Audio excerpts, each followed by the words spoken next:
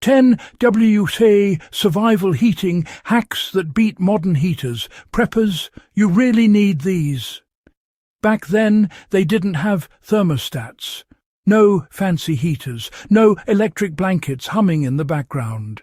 And yet, WWII soldiers facing freezing nights in foxholes and bombed-out cities somehow stayed alive, warm enough to fight, think and survive. That kind of resilience wasn't luck, it was pure ingenuity. The kind of old-school survival wisdom that every prepper today needs to have in their back pocket. So, if you're serious about off-grid living or being ready when the power grid says goodbye, stick around. And if you haven't already, go ahead and hit that subscribe button, because what you're about to learn could literally save your life when the temperature drops and the world goes quiet. Let's dive into 10 forgotten WWII heating hacks that still work better than half the so-called smart gadgets on the market today. Trench can heaters that never quit. The soldiers called them Tommy cookers, but these little tin can heaters were anything but cute. On the Eastern Front, where temperatures could dip below -30 degrees Celsius, soldiers made warmth out of junk. They melted wax into empty ration tins and used rolled-up strips of cardboard as wicks. The result? A portable heater that burned slow, clean and steady for hours. You can actually replicate this in minutes. Just take an old tuna can, pour in melted candle wax or paraffin and insert coiled cardboard. Once lit, it gives off enough heat to warm your hands, dry your gloves, or even take the chill out of a small room. When you're off-grid and shivering, this simple can of flame will feel like a miracle in metal. Layering like a soldier, not a tourist. The men who fought across Europe and Russia learned one truth fast. Warmth wasn't about one big coat. It was about smart layering.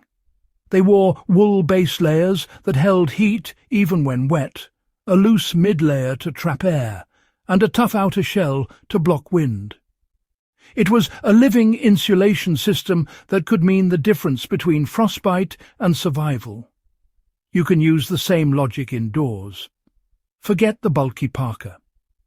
Go for a thermal base, a wool sweater and a windbreaker or vest. It locks in heat and reduces the need to blast your heater.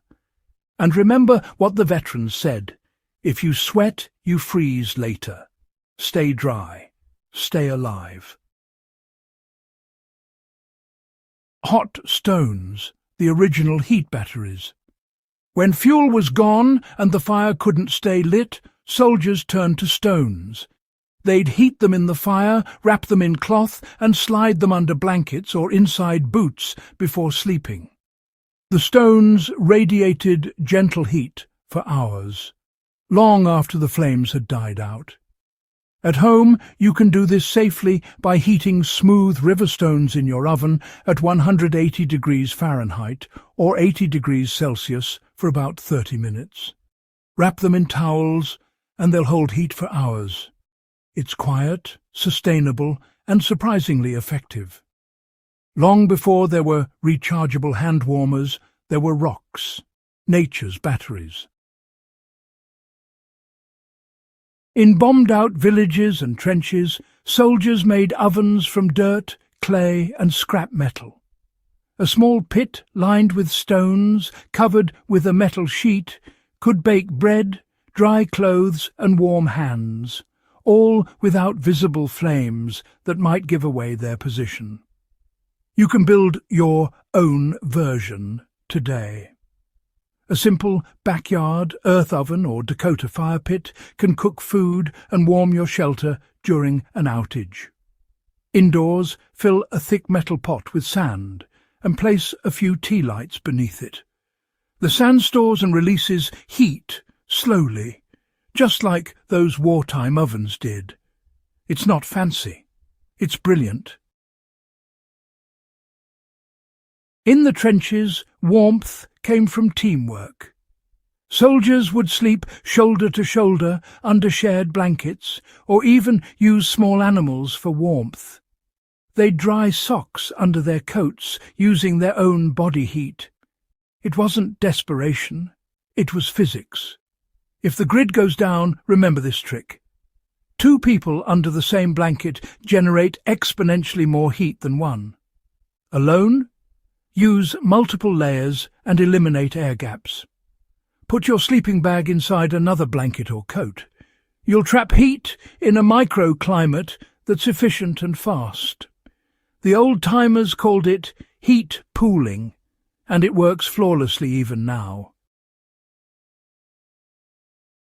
Frontline troops use candle lanterns not just for light, but as miniature heaters. A single candle inside a metal or glass lantern could raise the temperature of a tent or jeep by several degrees. When space was cold and deadly, that little glow meant life. Try it yourself. Place 2 or 3 candles under an inverted clay or terracotta pot with ventilation holes. The pot absorbs and radiates the heat like a small stove. It won't heat your whole house, but in a small room or tent, it's magic. Same principle, same results, just with a modern twist. Wartime fuel wasn't easy to come by. Soldiers had to make every stick count. They discovered that stacking damp twigs beneath dry ones created a slow smoulder instead of a burst of flame.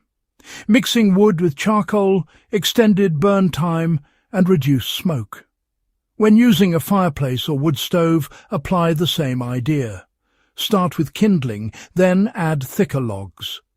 Cover part of the fire with ash to choke oxygen flow slightly.